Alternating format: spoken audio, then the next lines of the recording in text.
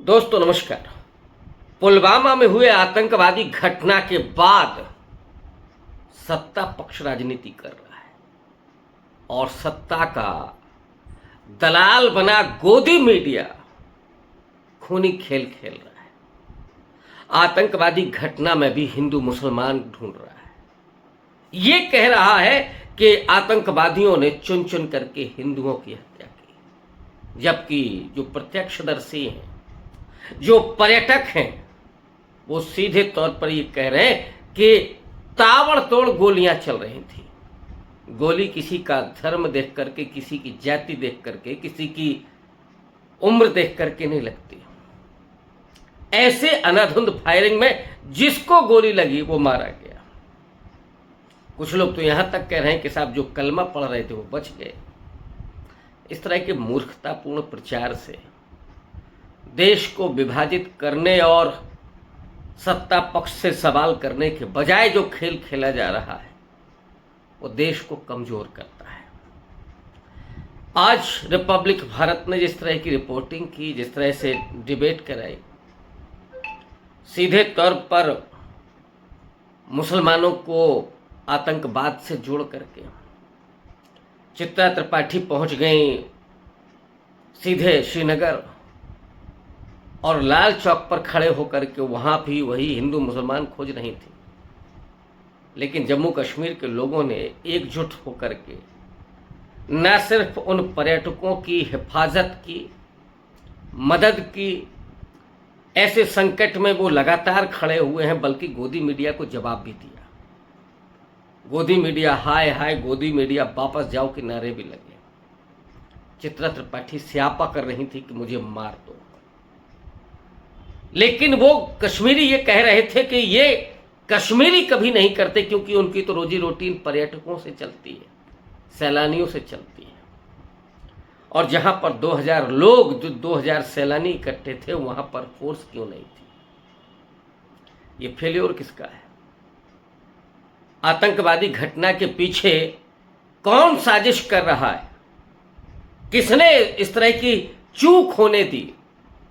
क्या ये साजिश है या फिर ये फेल्योर है, इंटेलिजेंस का फेल्योर है? क्या अजीत डोभाल इसकी जिम्मेदारी लेंगे, अमित शाह इसकी जिम्मेदारी लेंगे, या फिर नरेंद्र मोदी इसकी जिम्मेदारी लेंगे? बगैर जिम्मेदारी तय किए हुए गोदी मीडिया का जो भांड बना हुआ मीडिया है, वो अपने आकाओं को खुश करने के लिए हिंदू मुसलमान में लगा हुआ है। लेकिन इस देश के लोगों ने जो एकजुटता दिखाई है, और ये वो बराबर अपील कर रहे हैं कि आतंकवादियों को कतई नहीं बख्शा जाए, लेकिन जो जिम्मेदार लोग हैं, जिनकी वजह से ये 28 लोगों की जानें गई हैं, उनके खिलाफ भी एक्शन होना चाहिए, उनकी भी जिम्मेदारी तय होनी चाहिए। जब विपक्ष एकजुट है, राहुल गांधी, अखिलेश यादव, मायावती या तेजस्वी यादव, सारे लोग सरकार के साथ बिना हिचक खड़े हुए और ये कह रहे हैं कि आपको जो भी कार्रवाई करना कीजिए। पाकिस्तान समर्थक जो आतंकवाद है, उसका गला घोंटने के लिए, उसकी सप्लाई काटने के लिए जो भी करना है सरकार करे, हम उसके साथ खड़े। राजनाथ सिंह आज जो भाषण दे रहे थे कि साहब हम बख्शेंगे नहीं, लेकिन जो जीरो टॉलरेंस की बात कर रहे थे अमित शाह, जिन्होंने कहा था कि नोटबंदी के बाद आतंकवाद की कमर टूट गई, जिन्होंने कहा था कि अब 370 खत्म हो गई, आतंकवाद वहां खत्म हो गया, लेकिन ये घटना कैसे हुई? इस घटना के पीछे कोई राजनीतिक साजिश तो नहीं है। लोग तो यहां तक अटकलें लगा रहे हैं कि क्या बिहार और बंगाल के चुनाव को नेशनलिज्म पर लड़ा जाएगा, क्योंकि कोई मुद्दा नहीं है बीजेपी के पास। बीजेपी अब धर्म के जरिए चुनाव नहीं लड़ पा रही है। और कल एक टूलकिट जो आया, वो इस बात को साबित करता है कि बीजेपी बहुत गंदा खेल खेल रही है, खूनी खेल खेल रही है। उसको शर्म नहीं आ रही है कि वो लाशों पर राजनीति कर रही है, वो इस देश के मृत नागरिकों पर राजनीति कर रही है। उसको कोई शर्म नहीं आ रही है कि आतंकवादियों ने धर्म पूछा, जाति नहीं। क्या जाति जनगणना की राहुल गांधी की डिमांड से, विपक्ष की डिमांड से इतना घबराई हुई है सरकार? क्या आतंकवादी घटना का तुरंत इस्तेमाल होने लगता है? क्या ये सरकार चाहती है कि सवाल किसानों के ना हो, नौजवानों के ना हो, बेरोजगारी का ना हो? इस देश में जो दलितों के साथ हो रहा है, महिलाओं के साथ अन्याय हो रहा है, उस पर सवाल ना हो? सारे मुद्दों को हिंदू मुसलमान पर डाइवर्ट कर दिया जाए, या नेशनलिज्म के नाम पर उन नौजवानों की आंखों में धूल झोंक दी जाए जो रोटी रोजगार की तलाश में, जो नौकरी की तलाश में लगातार मेहनत कर रहे हैं, पढ़ाई कर रहे हैं? क्या उनको गुमराह कर दिया जाए? सीमाओं की सुरक्षा की जिम्मेदारी एक पूरे विभाग की है। वहां रक्षा मंत्रालय भी है, गृह मंत्रालय भी है, इतने आर्मी फोर्सेस हैं, लेकिन जो आज जनरल बख्शी, जो बीजेपी के प्रवक्ता की तरह बराबर बात करते रहे, उन्होंने पूछा आज ये कि कोरोना काल के 3 साल में भर्तियां क्यों नहीं की गई? आर्थिक रूप से कमजोरी का बहाना बना करके फौज में भर्ती क्यों नहीं की गई? ये आज जनरल बख्शी ने पूछा। सुब्रमण्यम स्वामी ने तो जो आरोप लगाया, जो हंगामा किया आज, कि दोनों गुजरातियों को मार्गदर्शक मंडल में भेज देना चाहिए क्योंकि इनके बस का नहीं है देश चलाना। भाजपा के भीतर से भी जो आवाजें आ रही हैं, सुब्रमण्यम स्वामी जिस तरह की बात कह रहे हैं, वो मोदी और शाह के लिए बेहद मुश्किल में डालने वाली है। लेकिन गोदी मीडिया ने तो जो इज्जत उतारी है, जो नाक कटवाई है आज, उन कश्मीरियों का धर्म खोजा जा रहा है जो खुद टेररिज्म के शिकार रहे। 1990 के दशक से घाटी में जो हुआ, जो पाकिस्तान समर्थक आतंकवाद चला, जिसका राजनीति ने भी लाभ उठाया, लेकिन जो आम व्यापारी है, कश्मीरी है, नागरिक है वहां का, जो पर्यटन के जरिए ही अपनी रोजी रोटी कमाता है, वो तब भी परेशान थे, आज भी परेशान है। वो कतई आतंकवादियों का समर्थन नहीं करना चाहते थे, ना करते थे। वो चैन से वहां रहना चाहते हैं घाटी में। वो 7 लाख सैनिकों के साए में रहते हैं, फिर भी उन्हें अपने देश से मोहब्बत है, कोई शिकायत नहीं है। और वो चाहते हैं कि पूरे देश भर के सैलानी यहाँ आए तो उनकी तरक्की हो। लेकिन उनके भीतर भी आप मुसलमान खोजेंगे, और पूरा एक नैरेटिव तैयार किया जा रहा है, एक पूरा टूल किट तैयार किया जा रहा है इस अटैक के बाद, कि ताकि मुद्दे को पूरी तरीके से डाइवर्ट कर दिया जाए। प्रधानमंत्री नरेंद्र मोदी कल अरब से लौट करके आ गए, और आज जो किया अमित शाह ने, जरा उस पर गौर कीजिएगा। मृत लोगों के शव को रखा गया और वहां रेड कारपेट बिछाई गई, जिस पर चलकर अमित शाह जाते हैं और श्रद्धांजलि देते हैं। शर्म आती है क्या ये सब करते हुए? एक वो दौर था जब एक गृह मंत्री केवल अपनी ड्रेस बदल करके आता है, इस आरोप में पूरा मीडिया उसको घेर लेता है और उसका इस्तीफा लेना पड़ता है। लेकिन आज क्या गोदी मीडिया ने यह सवाल पूछा क्या केंद्रीय गृह मंत्री अमित शाह से कि रेड कारपेट पर चल करके श्रद्धांजलि क्यों दी जा रही थी, और कौन वहां ये रेड कारपेट बिछा रहा था? जो नरेंद्र मोदी अरब से लौट करके आए,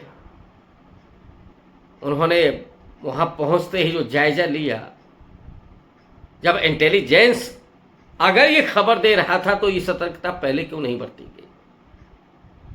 ये सवाल गोदी मीडिया क्यों नहीं पूछ रहा है कि ये हमला हुआ क्यों? आज आप विपक्ष में नहीं हैं कि सवाल पूछेंगे सत्ता पक्ष से। आज सत्ता आपके हाथ में है, आर्मी फोर्सेस आपके हाथ में है, जम्मू कश्मीर के सारी व्यवस्था आपके हाथ में है, लेकिन फिर भी अटैक होता है तो आप हिंदू मुसलमान पर उतारते हो। आपको शर्म नहीं आती, आपको लाज नहीं आती।